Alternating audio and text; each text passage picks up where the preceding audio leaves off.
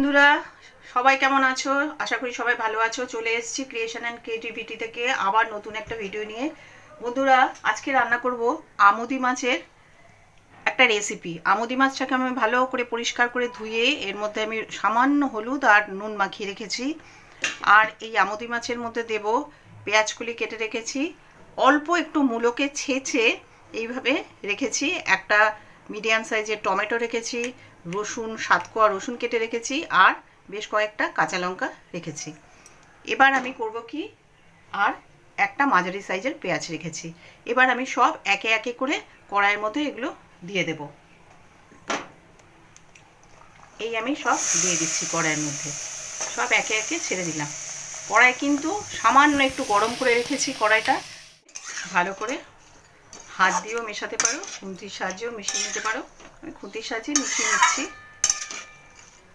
ভালো করে, খুব ভালো করে এটাকে মেশাবে। মিশিয়ে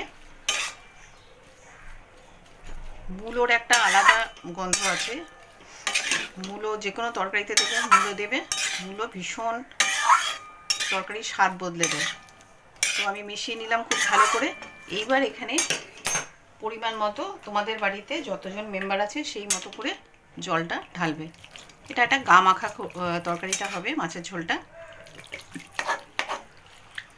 দেখো মাছটাও সেদ্ধ হয়ে যাবে, অল্প অল্প জল থাকবে, সেরমভাবে জলটা ঢালবে। আর একটু দেবো জল দিয়ে। এবার আর কিচ্ছু না বন্ধুরা, জাস্ট ঢাকনা দিয়ে এটাকে রেখে দেবে।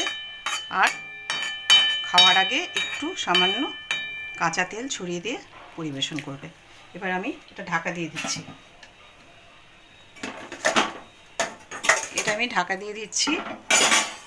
ঢাকা দিয়ে গ্যাসটা জ্বালাবো।